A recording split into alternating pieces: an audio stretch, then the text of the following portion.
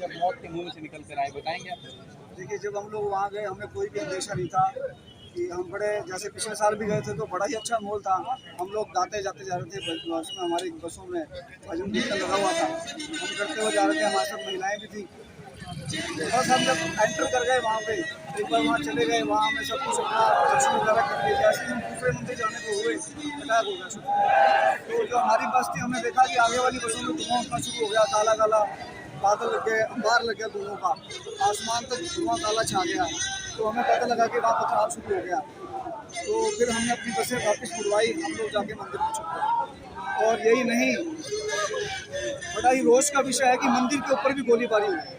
हमारे को अगर हिंदुस्तान में हम अपने आप को हिंदू कहलाने का कोई विकार रखते हैं तो हमें शर्म से डूबना चाहिए इस बात को लेकर हिंदुओं को, कि वहाँ पर मंदिर के ऊपर भी गोलियाँ चल रही थी, चारों तरफ से गोलियाँ चल रही थी, और हम लोग दीवारों के साथ अपने आप को सटा के खड़े थे कि कोई गोली न लगे।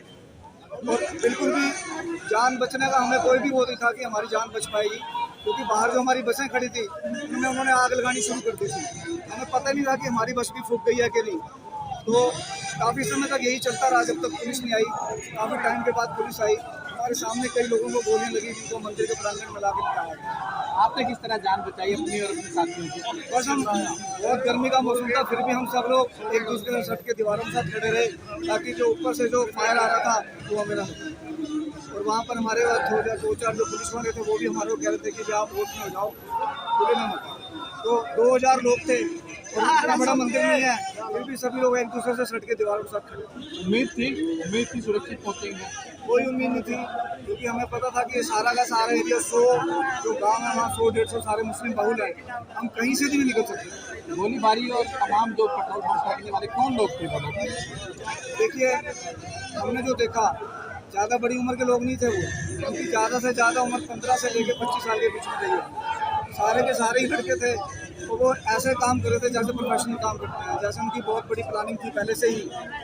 बिना किसी प्लानिंग के इतना बड़ा काम नहीं हो सकता कि आप 300-400 गाड़ियों को आग लगा दो और इतना ज़्यादा लोगों को पैनिक कर दो। फिल्मों में देखते हैं सामने देखा। बिल्कुल बिल्कुल, खाए की गोलियाँ चल रही थी, हमने ऐसा अपने सामने प्रत्यक्ष कर दिया। क्या बताएंगे, क्या आपने वो मंजर देखा, क्या कितना भयानक मंजर था? आप खुद गवाह उस मंजर के, बताएंगे क्या कुछ सामने मौत मंडरा रही थी आपको? बहुत भयानक मंजर था। मौत के साए में हम लोग 7 घंटे तक वहाँ पर कैद रहे। महिलाएं, बच्चे चारों तरफ से उन्होंने घेर रखा था, क्योंकि 3 तरफ पहाड़ी थी, पहाड़ी पर बैठ कर के वो फायरिंग कर रहे थे। चौथी तरफ सड़क थी, सड़क पर उन्होंने हमारे वाहनों को फूंक दिया था और धीरे धीरे नज़दीक आ रहे थे। ऐसा लग रहा था कि अब यहाँ से बचकर वापस नहीं जा पाएंगे।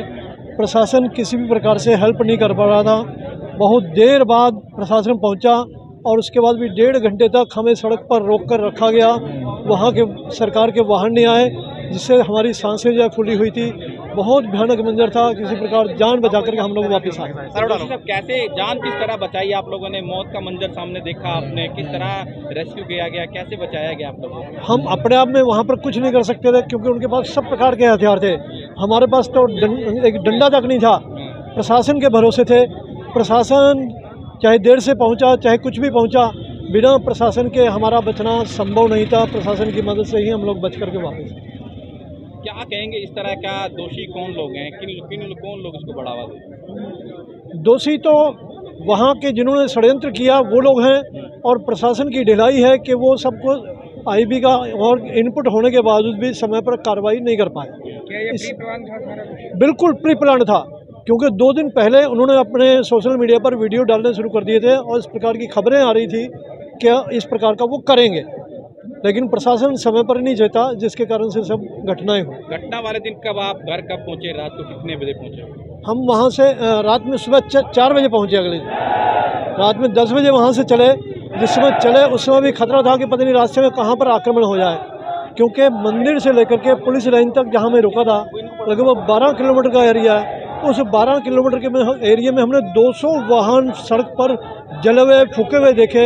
रास्ता नहीं मिल रहा था, किसी प्रकार से अपनी बसों को दाएं बाएं करके हम वापस लाए। किस तरह आपने मंजर देखा, मौत का मंजर सामने देखा, कैसे जान बचाई? मेरा नाम भारत, जिला संयोजक बजरंग दल। हम जब नल्हड़ यात्रा के लिए 12 बजे तक वहाँ पहुँच गए थे, हम मेवात में नल्हड़ शिव मंदिर में, और जलाभिषेक करने के बाद जैसे हम वहाँ से निकले आगे फिरोजपुर झिरका के लिए, मंदिर के लिए, तो रास्ते में ही मुसलमानों ने जो वहाँ के जो मेवाती लोग हैं, मुस्लिम मेवाती लोग, इन्होंने वहाँ पर पूरी प्लान तरीके से सभी बसों को रोक लिया आगे जाने से और पथराव शुरू कर दिया, जिसमें से हमारी कुछ बसें जो जला भी दी गई। तब हमें ऊपर से आदेश आया कि एक बार सभी यात्रियों को, माताओं को सुरक्षित बाहर निकालने के लिए पहले वापस मंदिर ले जाया जाए। हम सभी ने अपनी सारी गाड़ियाँ, सभी बसें वापस मंदिर की तरफ मोड़ ली, नल्हड़ मंदिर में लगा ली। मंदिर में बसें लगाने के बाद मंदिर की स्थिति ऐसी है, 3 तरफ पहाड़ है और 1 तरफ रोड है। हम सब वहाँ पर, हमें वहाँ पर उन्होंने घेर लिया। सामने जो रोड थी उस पर मुस्लिम समुदाय के लोगों ने पूरा 4-5 हज़ार की संख्या में हथियारों के साथ वो लोग खड़े थे। उनके पास मोर्टार भी थे, पेट्रोल बम भी थे, पेट्रोल की थैलियाँ थी, पत्थर थे और SLR थी। देखा मोटार? बिल्कुल बिल्कुल, उन्होंने हमारे ऊपर फेंके है ना। जब हमारे ऊपर बम फेंके गए तब हमने वहाँ से जान बचाई अपनी। हम वहाँ से जाके मंदिर में सब चले गए।